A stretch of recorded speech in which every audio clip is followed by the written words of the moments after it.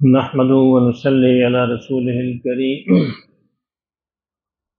हज़रत इब्राहीम बिन अदहम और हज़रत शफीक बल्खी, इन दोनों हजरात का सूफिया के अंदर एक बड़ा मुकाम है।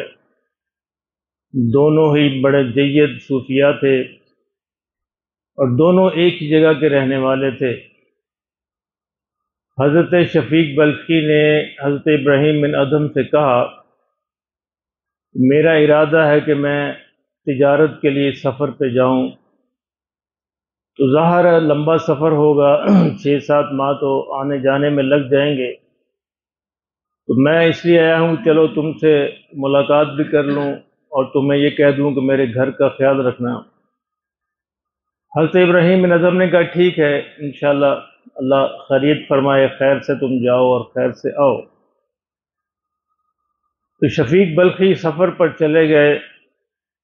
अब ज़ाहिर 6-7 महीने का सफ़र था, लेकिन चंद दिन के बाद हज़रत इब्राहीम बिन अदहम ने देखा कि शफीक बल्खी दोबारा मस्जिद के अंदर मौजूद हैं।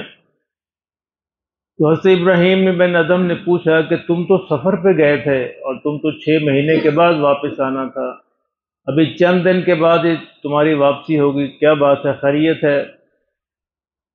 उन्होंने कहा कि बात यह हुई कि मैं सफ़र पे रवाना हुआ, एक जगह हमने पड़ाव डाला, वहाँ पे ठहरे, तो वहाँ पे मैंने देखा कि एक दरख्त है जिसके नीचे एक चिड़िया बैठी हुई है और उसकी टांग टूटी हुई है, पर भी उसके ख़राब हैं, उड़ वो सकती नहीं, माजूर है।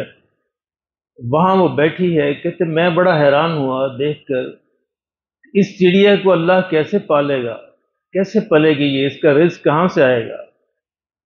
कहते इतनी देर में मैंने देखा कि एक और चिड़िया आई, उसकी चोंच में कुछ दाने थे और वो उसने उसके आगे डाल दिए, चिड़िया ने खा लिए।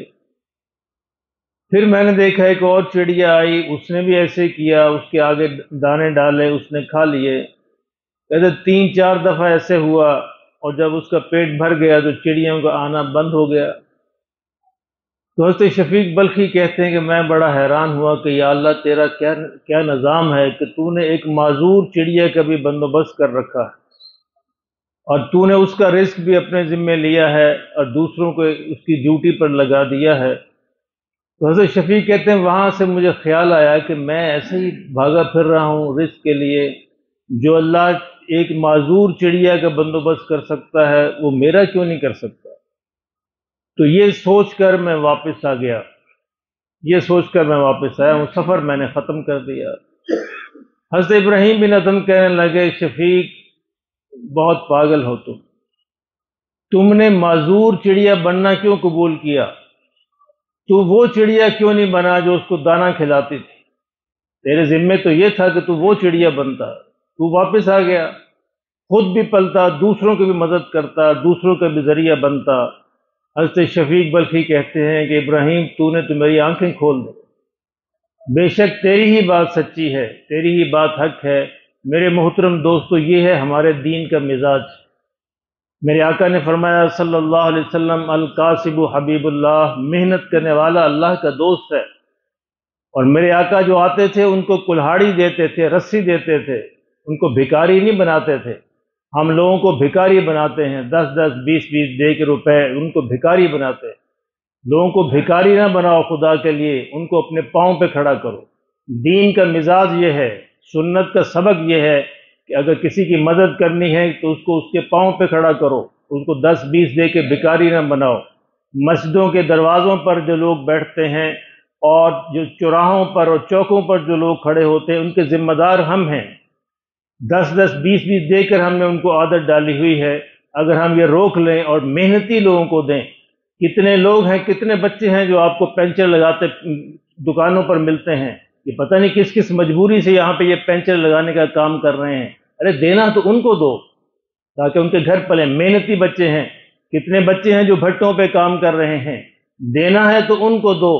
कितने बच्चे हैं जो होटलों पे बर्तन धो रहे हैं, देना है तो उनको दो ताकि उनको वो अपने पाँव पे खड़े हों और वो जो है आगे बढ़ें, मुआशरे में उनका कोई मुकाम बने। तो मदद करनी है तो मेहनती आदमी की मदद करो, बेकारों की मदद ना करो।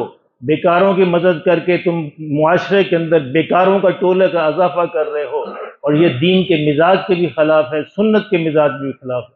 تو ہمیں وہ چڑیا بننا ہے کہ جو خود بھی اب کھائے اور دوسروں کو بھی کھلائے، دوسروں کی مدد کرے، دوسروں کا بھی ذریعہ بنے۔ اللہ ہمیں اس کی سمجھ نصیب فرمائے۔